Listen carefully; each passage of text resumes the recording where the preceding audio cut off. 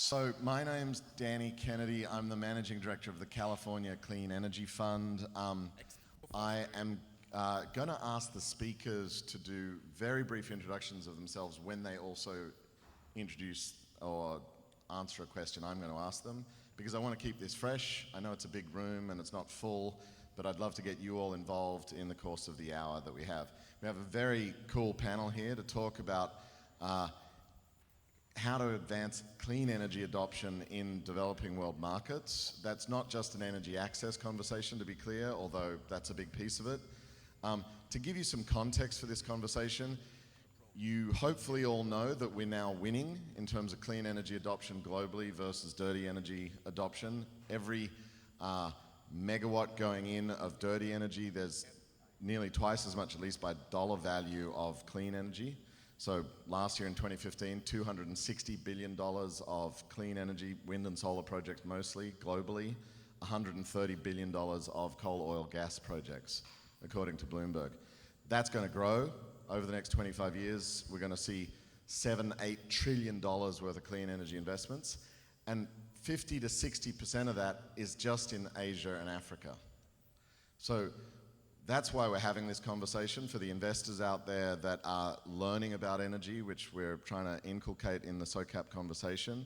The big game is developing country energy markets. It's the sort of multi-trillion-dollar space.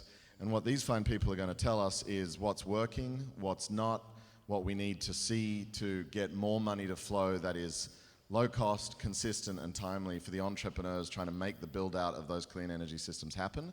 Because if they don't, we risk either continuing with the poverty where energy access doesn't exist, or we're still solving for energy needs with dirty energy and contributing to climate change, which we don't want. So that's why we're doing this. Hope that made sense. As I said, I'm going to try to get these wonderful people to do their own introductions once the echo. We address Awesome. one of the most pressing It's the waste reduction of our time, conversation. deforestation caused by regulatory agriculture. We're ready to scale our business model. Today I'm inviting you to invest in Ecoterra Canopy Sustainable Land Use Fund focused in Latin America. This fund will allow us to deploy capital in projects fueling. It's a gremlin. First, we I actually thought it was me. It was in my head. think about Okay, good. I'm going to swing to the right and start with Justin Guay from Packard Foundation, previously of the Sierra Club. That's your introduction. You don't get to do any more biodata. deliver high value commodities. You get to tell us about the amazing vehicles you helped build to address some of this in India in particular, but beyond that too. It's kind of funny to talk over that. Of 20%. Should we pull the plug? For $10 million and are looking for first closing by the end of the year. I think that's solved. Are we good? Okay. Yeah, thanks, Danny. Justin Guay. I'm the program officer for climate energy over at the Packard Foundation. I'll just quickly dive into the India facilities. So, as background to this, I think the way, at least I personally approach this, is that I used to think of this as a pure absolute quantum of money problem. I no longer think that is the problem. There's plenty of money out there. The question is who's willing to take risk. So if you look at our scale and what we can do, it's an $87 trillion global economy. The clean economy is supposed to be a $1 trillion economy. At best, we are bit players at that scale. So for us to do things that matter, we need to take risk. We need to leverage other people's money. So that's a bit of the background for why we have done the things we've done. And I think we need to do a lot more of that, not just us, but the royal we. So for India, what we did was we worked with the US and Indian governments, along with a number of other leading foundations here in the United States, in the creation of two new finance facilities. One is essentially a feeder fund for the US Overseas Private Investment Corporation, which for those of you who do not know, is a renewable energy champ. They have about a $4 billion portfolio, quarter of which goes into energy. Almost all of that is renewable and was not always that way. They have really seen the light. So what we are doing is partnering with the Indian government, with MNRE explicitly, to create a $20 million project prep fund, which will cover early stage project prep needs, things like EIAs, lawyers' fees, to get project developers up to snuff so they can take out a loan from OPIC, and it basically creates pipeline for the agency. It's based on a previously created facility called the Africa Clean Energy Finance Facility, which was incredibly catalytic and useful, so we figured it would work quite well in India as well. So that's the first facility that should be operational soon, and so we would love to see entrepreneurs working in any of the off-grid, mini-grid, or CNI spaces, basically distributed solar across the board. Come and talk to, not us because we won't be managing it, but the managers of the facility, which is CPI, Climate Policy Initiative. The second initiative is a catalytic finance facility. It'll be larger. It's about $40 million, $20 million of which is contributed by U.S. foundations, $20 million from the U.S. government, or sorry, the Indian government. And the idea there is that, again, we need to take risk to move these markets to accelerate activity. And so we are in the process of structuring that now. The idea is that it could do anything from loan guarantees to payments for differences to other forms of de-risking credit enhancement to help catalyze activity. So both of those are really important facilities from where we sit. We're very excited about them and would love to see lots more of them get created. Awesome. Karthik, I'm sure that talk of risk appetite capital from a foundation is music to your ears. Do you want to tell us a little bit about Sangam Ventures, what you're doing, and what you see as the need? Sure. I run Sangam Ventures. We're based out of India. We're focused around improving access to energy and resource productivity, specifically for the Indian market. But we look at technologies globally. So we want to kind of look for solving problems of a global nature, but kind of looking at the Indian market. And what we kind of look for is companies that are solving an unmet need, a big unmet need, and kind of looking at technologies that are not mature yet, business models that are not mature yet, or financial markets that are not ready yet, and we need to take that risk, right? So mostly we take equity risk, pre-revenue, just some revenue, close to commercialization risk. There aren't any of us around, right? So I'm kind of here because Danny's been a great friend, and there aren't too many of us doing this work in India. And hopefully, we get some support from out here, but what I'm really hoping for is investors that can really step up and take some risk. Can I just ask an audience question before jumping to you, which is, how many people here are entrepreneurs working in developing markets with clean energy companies, technologies, etc.? I thought so. I saw a lot of you. So you're all looking for money. How many of you are investors looking to do deals in emerging markets in clean energy? Emerging markets? Yeah? How many of you are investors in clean energy not looking to do deals in emerging markets? Yeah. Well, that's encouraging. Thank you. Yeah, unusual, because sovereign risk sometimes weighs heavy on people's heads. But let's jump to you, Alexia, to hear a little bit about Allotrope's new microgrid accelerator and your view of their needs. Great, thanks. Is this on? Yeah? Yeah. Good? Okay. Good afternoon, everyone. I'm Alexia Kelly. I work for a private equity-backed climate finance firm here in the Bay Area called Allotrope Partners. I left the State Department Climate Change Office about 2 years ago thinking that I was going to go trotting merrily off into the sunset, building renewable energy projects and decarbonizing the global power sector. And it turns out, and this will not be news to any of you in the room, that it's really, really hard to build renewable energy projects in emerging markets for a wide variety of reasons, most of which have to do with risk and availability of capital. And so Allotrope has really focused its efforts on how we address some of these capital markets gaps that are slowing the deployment of renewable energy at scale in key places. And I really appreciated Danny's rosy picture. I think the important distinction to make, though, is that the trillions of dollars that are being mobilized are really targeted right now in a few key emerging markets. And there are vast swaths of emerging markets where there are almost no or very, very little capital available particularly for small and medium-sized enterprises. So for the little guys, the local entrepreneurs, and the small and medium-sized developers who are out there trying to develop these markets on their own, on credit card debt and second mortgages on their houses, finding the capital that they need to grow their businesses is incredibly challenging.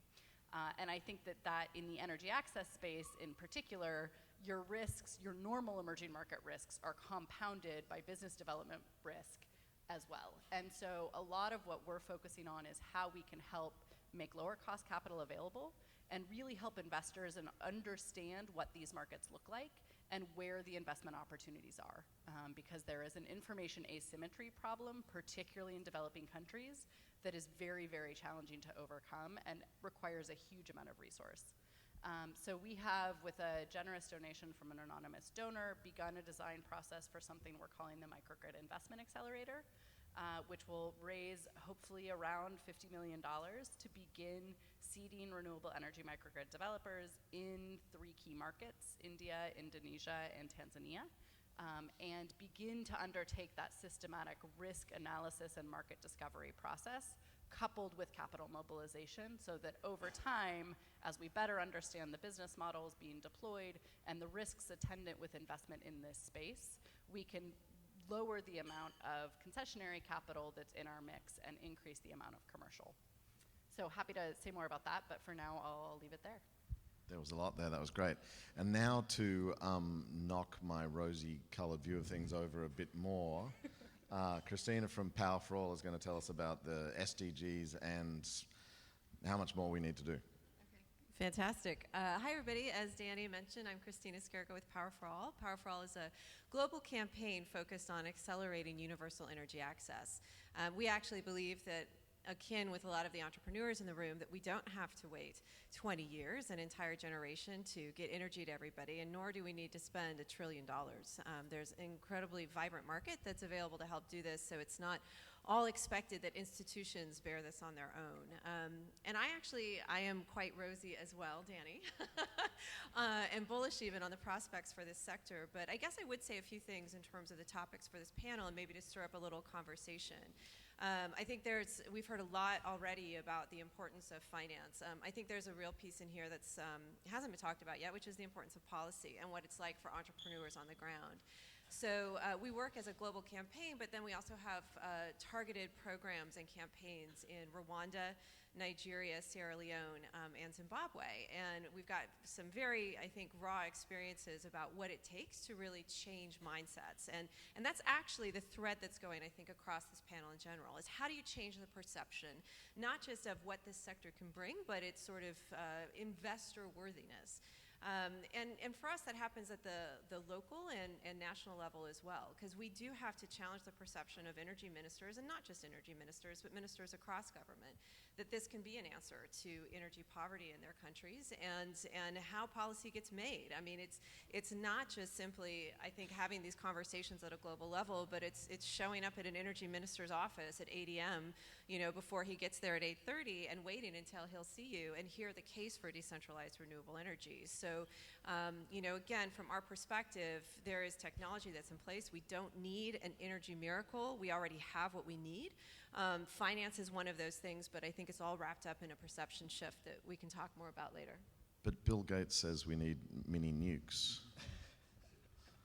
Sorry. I'll let you take that, Danny.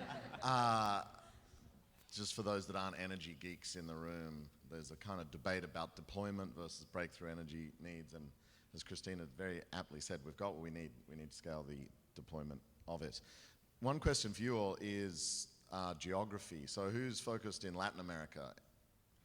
Cool. Who's focused in North America? Yeah. Who's focused in Europe? Sounds like we've got some India focus in the house. East Africa, West Africa, Southern Africa, the South Pacific. Hey, you got some friends, Paul. I wasn't expecting I wasn't expecting that either. That whole setup was to say, exactly. Paul Makumbe from Sunergize, real world example of bringing solar power to countries like Papua New Guinea, 7 million people, virtually no electricity capacity outside the city of Port Moresby. We're going to get it to them, but what's the problem? Why haven't you done it yet? Wow. I think just following on from what everyone's talked about today, we are effectively the forgotten few. I think I heard everyone talk about every region from Justin all the way through. Even Danny forgot to mention us. But we are probably the region that's most affected by climate change, being island nations. So from Tahiti to Palau, you're looking at probably 12 million people that are affected by climate change on a daily basis. And if you think about access to energy, 60% of the people don't have access to the grid. So what we're trying to do is to enable that by doing renewable energy projects as a start, but also looking at what we're doing for corporates. So changing mindsets about solar as a technology by working with large corporates and being able to transform them from being grid connected to being off grid, and then also working with the utilities, building utility scale projects. So as Danny said, everyone here is talking about enabling. What we're doing is actually doing the work. We're the entrepreneurs who are putting their credit cards up, their mortgages online, and what we'd really like to do is to try and catalyze investment and bridge that information asymmetry that you talked about to show you that one, the technology we're using, the business models that we're using are all proven.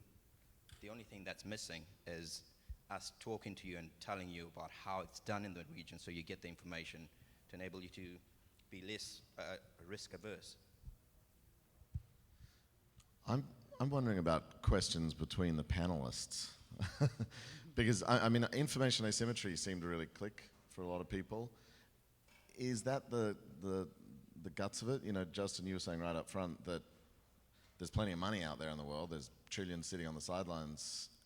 Why is it not flowing to, what's your average IRR for one of your projects? Are you looking anywhere from 18 to 22% is where we currently range. Why can't you find $20 million to go get 20%? Someone, tell me. I guess that's on me.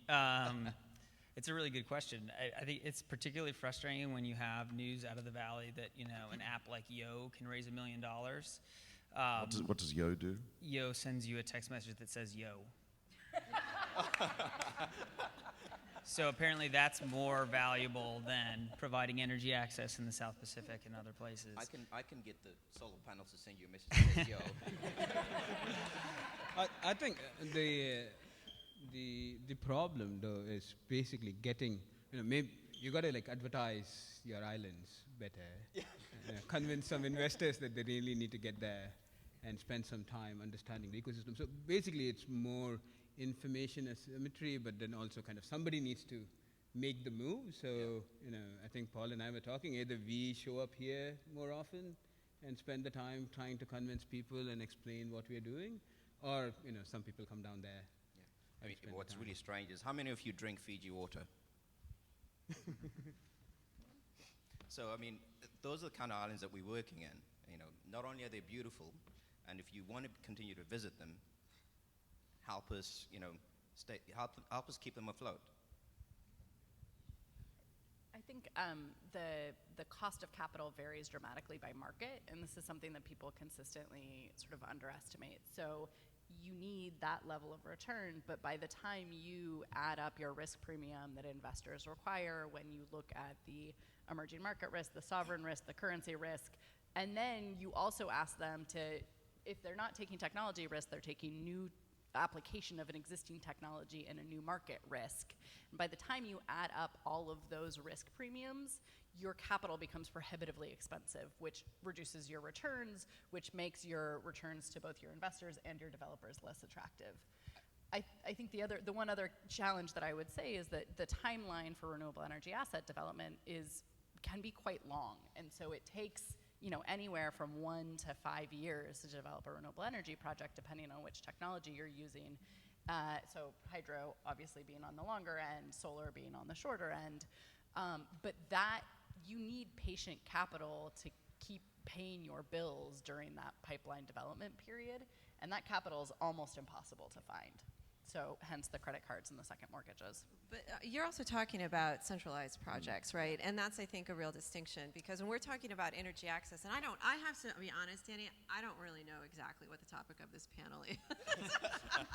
Because there's a number of things we could, I mean, is it climate change? Is it universal energy access? Is the intersection of the two? Because if it's about resolving the topic of universal energy access, then really the solution is decentralized renewable energy, which takes almost no time. Everything's readily available. It's affordable. And that's really where the energy access topic is at issue. And I think where that intersects with climate change is when we talk about, again, going back to that perception shift, which is how do we prevent the overinvestment in old school infrastructure that takes forever, is polluting, ensures that we are going to have a problem with our climate, and instead look at new ways of resolving this topic. So maybe you need to steer us a little bit. If you'd like. Thank It is not about energy access alone, Okay. as I said right at the outset, and hopefully people here aren't entirely feeling that. It was an introductory conversation because we feel that there needs to be more discourse at SOCAP around energy generally, and in particular emerging markets, as I said in the framing comments. And that's a problem of energy access. Billion plus currently, a billion more coming online or wanting to come online to electricity service. And then there's the markets like Karthik's trying to solve for, which are very different problems than the one you're describing. I'm with you on distributed. I think it goes faster. I think it's a better story than you painted. For example, Paul can knock up a Coca-Cola bottler plant in 6 months with a great off-taker and probably in dollar-denominated investments. So a lot of those risks you described don't actually apply, but still it's not coming. The capital doesn't flow. So the point of the panel is not to try to solve anything particularly. Sorry, we're not going to answer all these questions. We want to have the conversation, and if you want to continue the conversation, we have an energy lounge over there, and also this afternoon an ongoing conversation with a smaller group of folk. It's really just to introduce some of the topics. To wit, I might actually go to the crowd because I want to know what you want to know from these fine people. Mitra. Can we do this? I'll do this. Hi, I'm Mitra from Lumita Networks, and we're the leading pay-as-you-go technology provider. And we work in both mini-grids and solar home systems. And when I listen to conversations like this, or the one that Molly organized the other day at the State Department, when we hear about resources, it's mostly mini-grid. But when I go out into the field, what I see in terms of development is 90% solar home systems. Mostly, I think, and it's actually that number's getting larger. And I think it's mostly because the median spend of someone who's off-grid is about $2 to $3 per week on energy, which barely funds the pole for the mini-grid. So how do we either get the cost of mini-grids down to the point where the people who are off-grid can afford them, or get the people who are putting the resources in to actually put them where the solutions are, which are solar home systems? Okay. Can I answer that? I think I'm with you. I mean, when we first started, we were seeing a lot of solar home systems, and we made a clear distinction as a company that we wouldn't do that. So we've built 2 mini-grids in Fiji, and we are working with the Department of Energy to try and roll out across the 500 villages that there are of the 8,000 in the region that we work in. And we've got it down to a point where our customers pay $10 a month, if you want to call it that. And that's given them 24 hours access to clean, reliable energy. And we are not only creating jobs within those communities, but it's also scalable. As we brought them on, the first village we built it on for, they've started to bring on computers and more electrical goods, and it's easy for us to scale. So it's something that we're looking at. We've talked with the Department of Energy, and they're now, effectively stopping solar home systems because they see it's not scalable and it's not sustainable. It doesn't give anybody the same quality of life that you and I enjoy. Well, I'm just going to challenge that because I think it really depends on the solar home system. Quite frankly, I don't think you can say that universally. It's not a monolith. But what I would say is we have learned a lot about a thing called community choice aggregation, which is an approach to communities sort of sourcing their own system of energy. And we're starting to see some of that in places of the developing world. Not only that, but creating hive models out of strands of solar home systems, which I think are you know, something that will be increasingly getting more interest. But I think Mitra's got a great question. It'd be great to hear maybe from you guys. I know Justin has a view of this. I've read about it on the clean energy access lists. I mean, quite frankly, I think there's a really unhelpful debate and narrative around pitting various, you know, sectors against each other. And the reality is, you know, we have bigger enemies and bigger fish to fry, and we need to work together. And it's going to depend on where you are and what you're doing. So, you know, I think it's a little bit unhelpful. I mean, you know, I think the activities happen in the solar home system world because that's what people can afford. And the reality is there's not a lot of public support, and that's the problem. So we can make mini grids work, we can make home systems work, we can even make grid extension work, quite frankly. It's a question of whether we want to make it work and whether there is, you know, public will, public support, and that's what's missing. So that's why it's important to have advocates like Christina running around beating people over the head saying, you know, this is an issue that matters.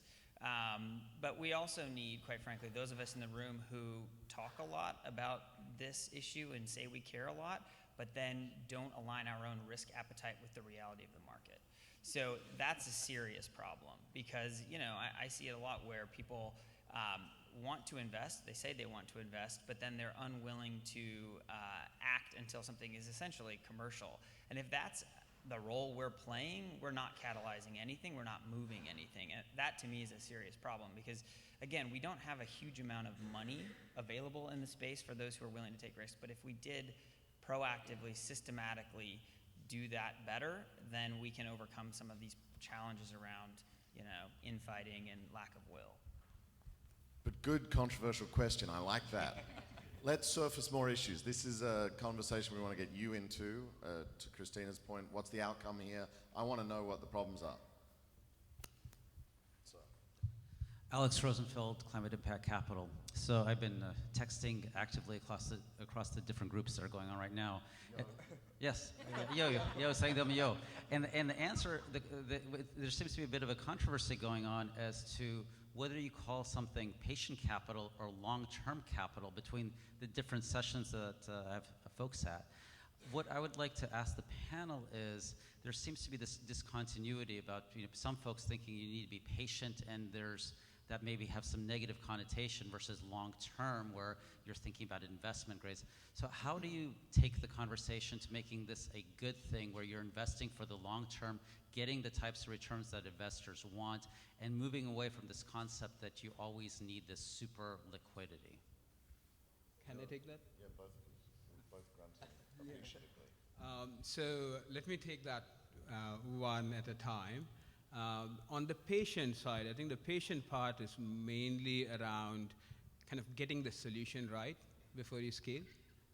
So, you know, you got to kind of spend the time getting the product market fit, you know, what Y Combinator calls, you know, doing things that don't scale, right? The long-term part is kind of the long-term view, right? What Justin is talking about in terms of, you know, we kind of started this whole energy access conversation with this ladder where you got a lantern, then you got a solar household system, and then, you know, you got something where you turn the switch on. But the long-term view is everybody just wants to turn the switch on, right? They want power all the time. And I think if you take that long-term view and then work through a process where you're investing towards that, where you're bringing in new technologies, new ways, whether it's payment ecosystems, whether it's you know, new battery technology behind the meter, in front of the meter, you know, you, with the utility, without the utility, you know, you kind of need to kind of build that vision, ideally as a sector, and hopefully not kind of infighting, but ideally as a sector, and kind of work towards that long-term vision, right? So I think the patient and the long-term part kind of goes out of the door when you kind of get too focused around, you want to deploy capital, show growth and exits, and then you basically are stuck with something which, you know, you keep pumping a lot of money in, but, you know, you don't see any scale because, you know, it's not got a product market fit figured out. Yeah, so I feel like we're having the what is additionality conversation all over again. Those of you who worked in carbon markets, we spent a lot of time talking about additionality. But on patient capital, I think it's a really interesting distinction because the patient capital in my mind are, you can wait a little while for your return, right? So you might be willing to wait 5 or 10 years to get your return. And the long-term capital is capital that's looking for a steady return over a longer period of time. So institutional investors, pension funds, et cetera, they might be quite happy with a 6 or 7% coupon over 10, 15, 20 years. In fact, that's what they're looking for, is that long, stable yield. And I think the microgrid market in particular is well suited to deliver those types of returns. I think where the microgrid market yet is not quite ready to deliver is the VC level 10x exit after 5 years, right? Nobody's going to deliver those kinds of returns delivering energy services to rural communities, at $10 a month. So I think aligning the right type of capital with the right stage of development is something that we need to get a lot better at. And really figure out a way to do more seamless handoffs among the different types of capital throughout the development trajectory and implementation cycle. Can I pitch in here? So I hate the word patient, in case you hadn't noticed. And that's absolutely one of the things that we are against with our campaign. We are sick of waiting for people to get universal energy access. And I understand that we're talking about the words that we're using and applying that to capital. I appreciate you bringing that up. But in fact, this is urgent. And if there's anything that should be attractive, I would think, and it'd be nice to hear from investors in the room on this, is the incredibly deep need we have to act quickly to address a nearly bottomless market for energy.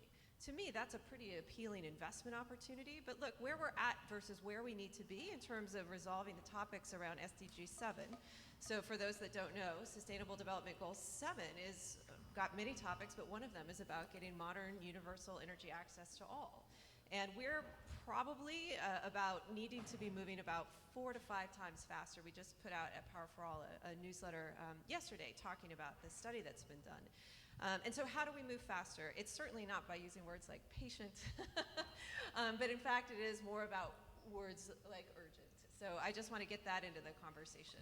Okay, I was going to ask you all to raise your hand if you were patient investors, but after Christina just stigmatized that, I'm not sure anyone will. Are there any patient investors? Yep.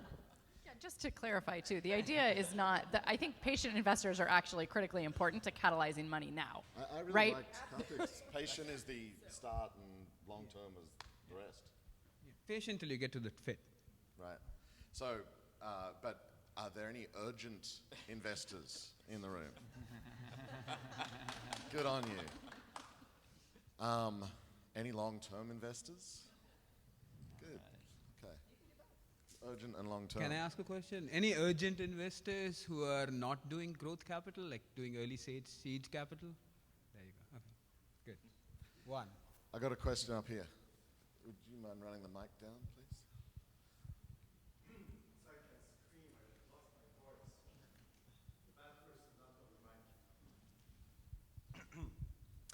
Thank you. I know some of you. Hi. I'm always struck at SOCAP by sometimes the imbalance. We talk about the impact versus the investments. And I think this panel, and not a criticism of this panel, but it's represented that there are more investors, campaigners, policymakers than actual entrepreneurs. And in terms of changing the world, there are a lot of people on the ground who are on the front lines of changing the world and who are trying to meet so many expectations as they're changing the world. So I guess I have two questions. If you were an entrepreneur today, what's the one thing you would do? Whether it's a sector in which you would invest, a place where you would go, what's the one thing that either is already being done but done enough, or that frankly is not being done? And you guys are like, why are we not doing this? And then the second is, what are the key enabling conditions that you've seen out of all of them, right? Policy and investment, but are there one of two things that strike you as ingredients that if they are present, things can really take off? And if they aren't, we stumble. Great. We'll let Paul not answer the first one because he's already made his choice as the entrepreneur from Southern Africa that went to the South Pacific. But can you do number two, and then everyone else have a crack at the other one? I think on number two, I think you covered off policy and capital. The one thing that a lot of people forget about is capability. It's in the markets that we operate in, just finding solar engineers is a hard task. I mean, out of the University of South Pacific is about 4 graduates that come out every single year. And you got to think about there's about at least almost 1 gigawatt of power that everyone's trying to convert to renewable energy. You're not going to do that with 4 graduates a year. So capability is one of the things that we need to work at building.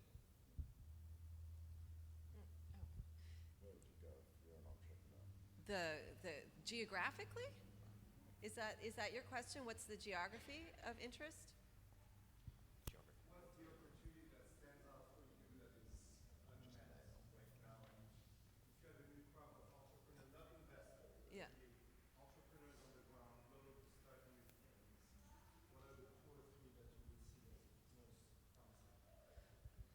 I'm still a little lost in the question. She's asking, Exactly. what's the big opportunity space? The big opportunity space? Okay.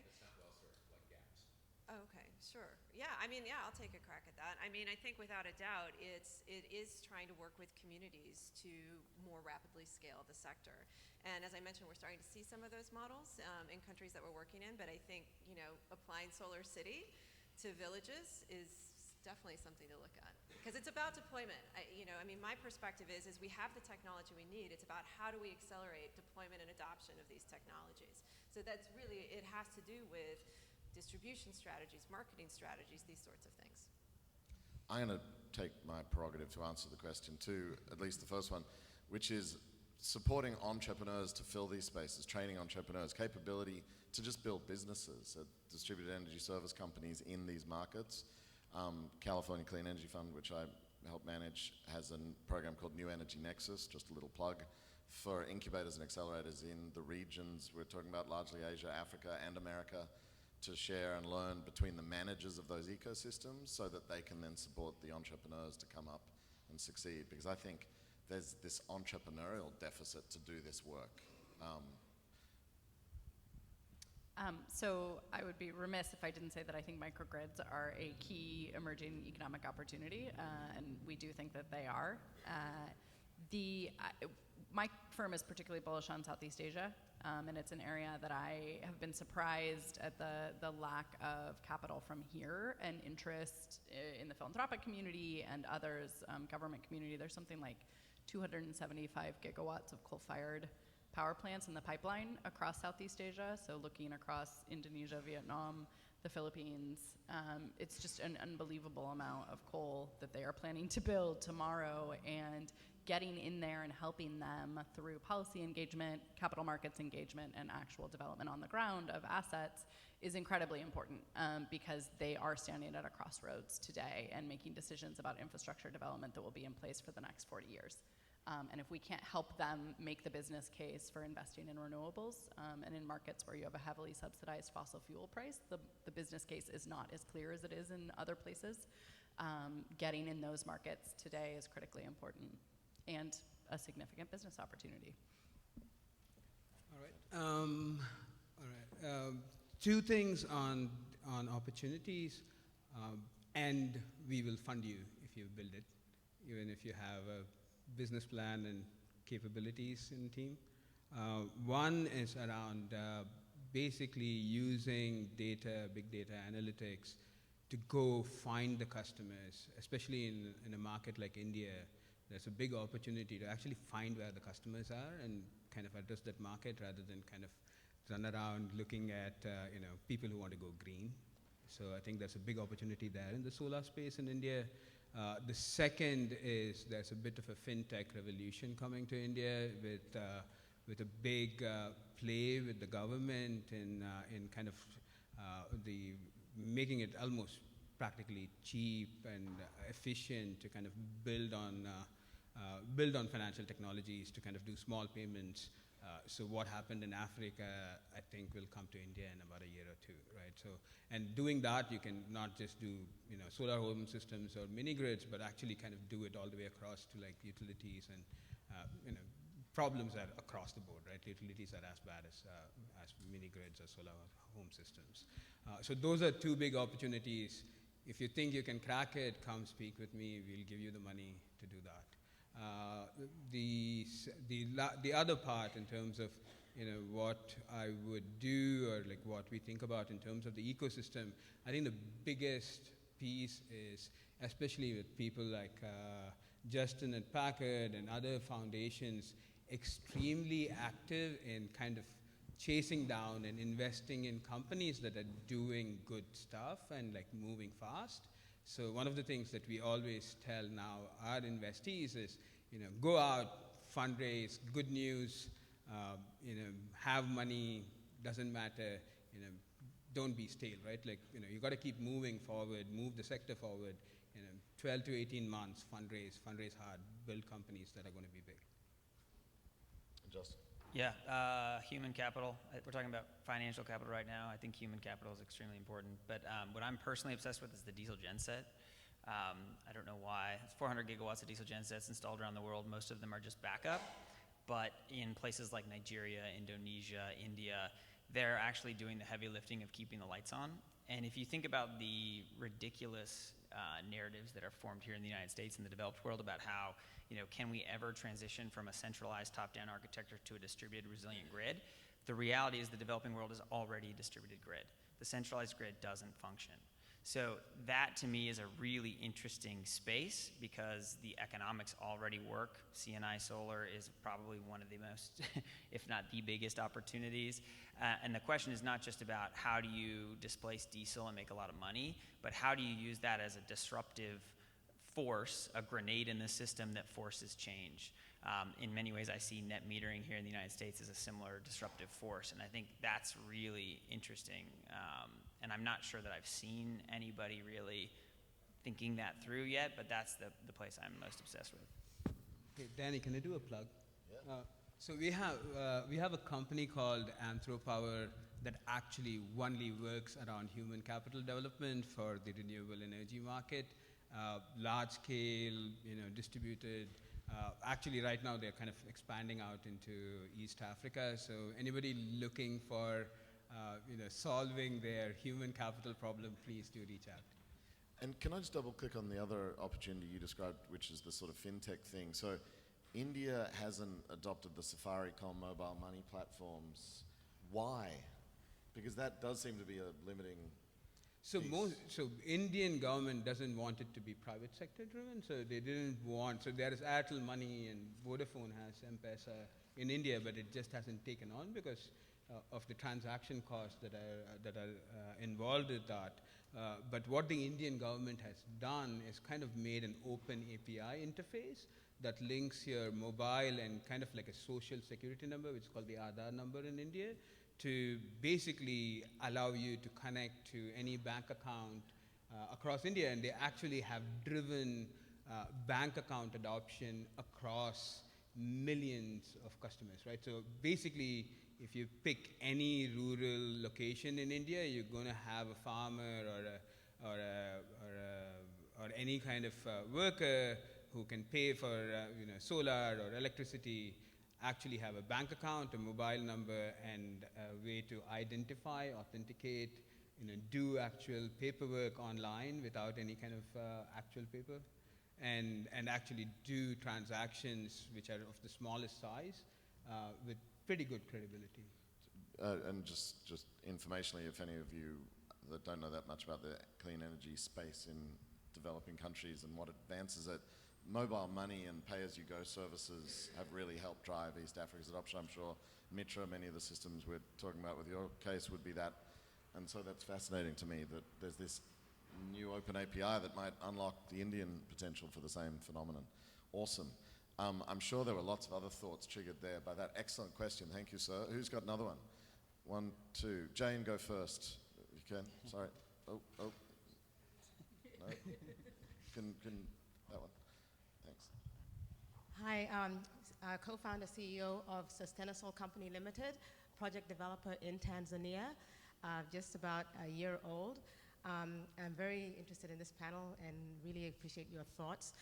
One of the things that were raised was some of the challenges. So even though, for example, Paul, you're able to give returns of 18% to 18 to 20%, there's still a lot of risk factors. So my question to the panels or to the potential investors out here is, how do you mitigate those risks, whether it's the sovereign risks or how do you help project developers like myself? We have a list of 82 potential microgrid sites today, and I've been beating the pavement trying to get funds, and I hear the same thing. Oh, it's too risky.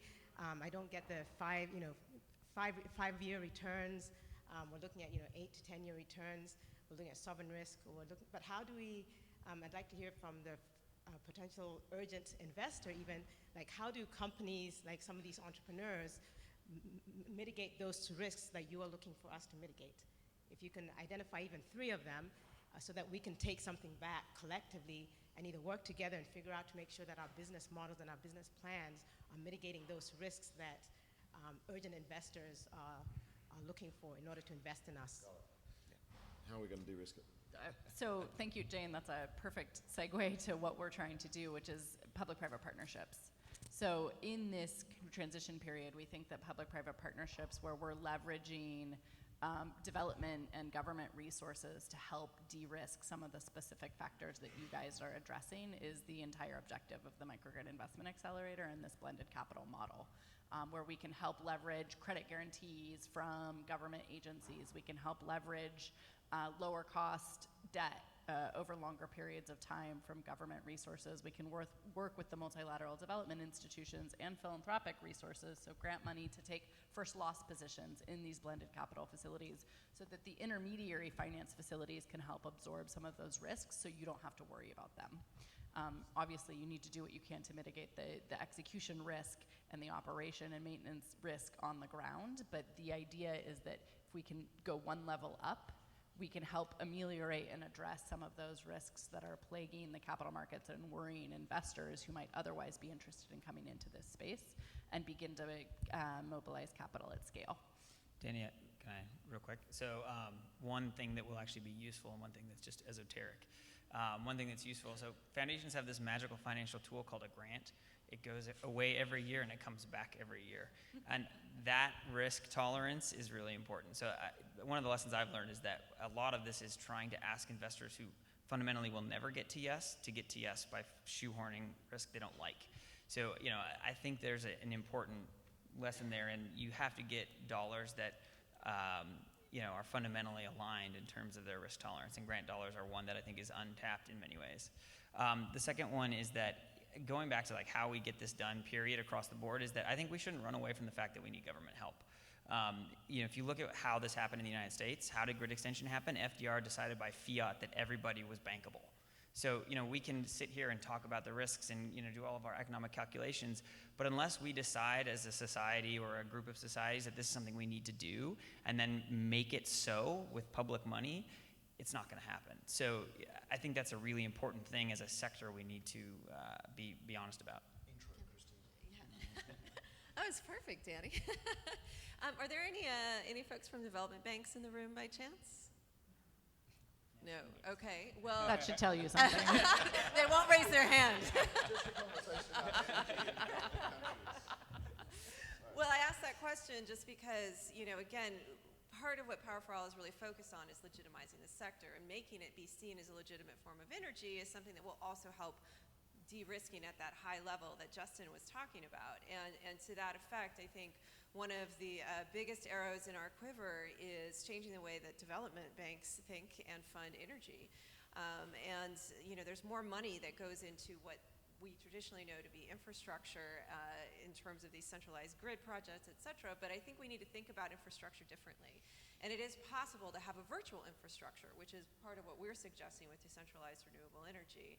And I see this guy wants to say something about that, but but anyway, so to me, there's big levers, and it comes back to this thinking about things differently and also then funding things differently. And so, Power for All has a whole campaign around the multilateral development banks and changing what they're funding and what they're supporting. But that also requires work on the ground from national governments, because the development banks really respond to requests from national governments and what they want, which is why we have on the ground campaigns in specific countries to help get that perception shift at the national level and change the request and change the interest. And then that maps well when we start to see things like Ignite Solar has this model where they get MOUs with governments. And I know there's probably controversy in the room about how good that is for the sector or not in terms of competition and whatnot. But getting that strong market signal and being able to take to investors, look, I have a commitment to work with the government of Rwanda to drive $250,000 or 250,000 products for adoption in that country. I think all those sorts of things can add up to something significant.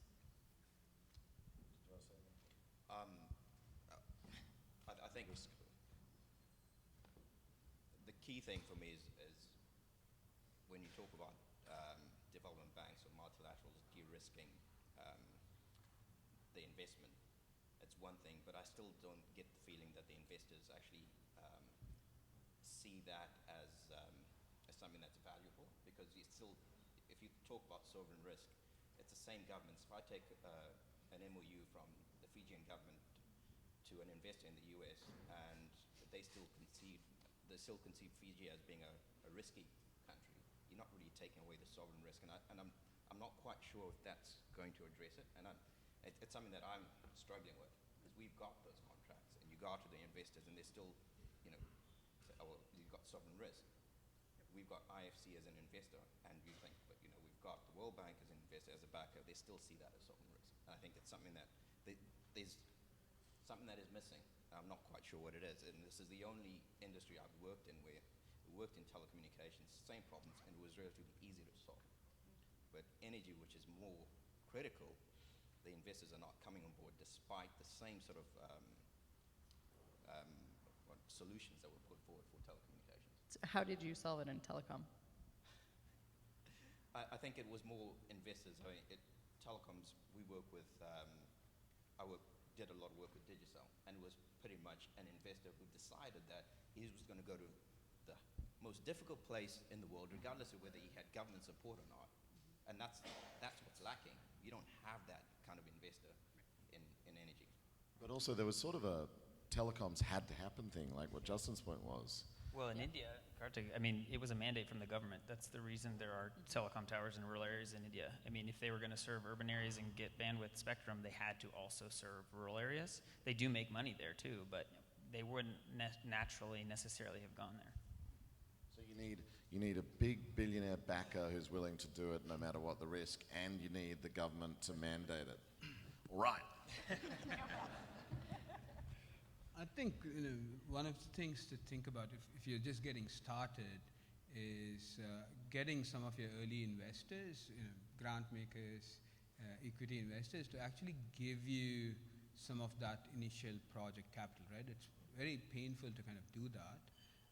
But what you need with that, and something that Paul alluded to as well earlier, was you have to show discipline, right? So even though it's equity or grant, you got to kind of do the homework, put the numbers out, make sure you can get to a point where you refinance, and then you kind of build a market of your own, right? So you got to keep building that, refinance, build it again, kind of show more data. The problem is basically, nobody believes you till you get into situations where we would want to give you at 20%, but then the bank wants to give it to you for lower, and you got a good deal going, right? So what we try and do in our portfolio is kind of take on that initial high risk, ideally in a sidecar where we are not diluting the entrepreneur, and then basically kind of hope that we can do it to a point where we get priced out. It was things like that that made the residential solar market grow in the US, because we didn't have a mandate like back in the day of rural electrification. One last question, sir.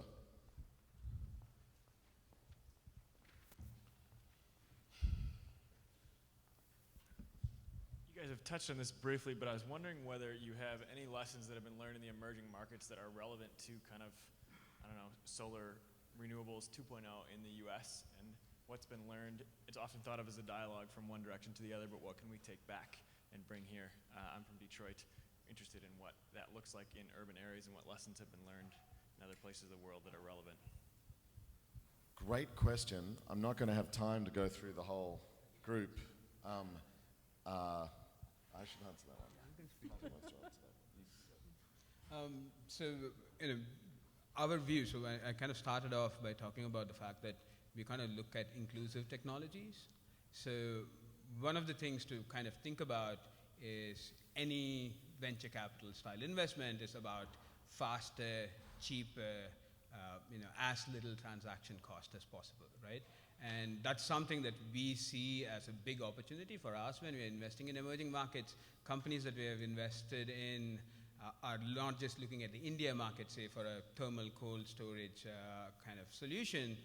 When they come to California, which they will next year, they'll be extremely disruptive, right? Basically, nobody can match their price because they're India price, not US price, right? So I think what you want to kind of think about is that, take a hard problem, solve it, and if you can solve it for the globe, if you can solve it for India, we'll fund you as well, and then you can come back to the US market and figure things out. But the US market is not that much of a need-driven market, so if you can replace DG sets in India, then you're kings. You also don't have to fight as many incumbents in a lot of these places, which is really important. Yeah, there's a whole world of lessons. I'm sorry we won't have time to go into them. I would say the whole world's learning a trick or two from China, which this year is going to do 27 gigawatts of solar installs. If that's a developing economy, I don't know. Lots to learn, certainly, and you're right. It's a two-way exchange, which we'll have next time at SOCAP to discuss advancing clean energy adoption in developed markets, so-called. But thank you very much for coming to Advancing Clean Energy in Developing Countries, as it was named. Emerging markets, I like to think of them, the global south, the majority minority world. It's been a great discussion. If you want to continue it, come to the Energy Lounge. We'll be there all day. Thank you very much.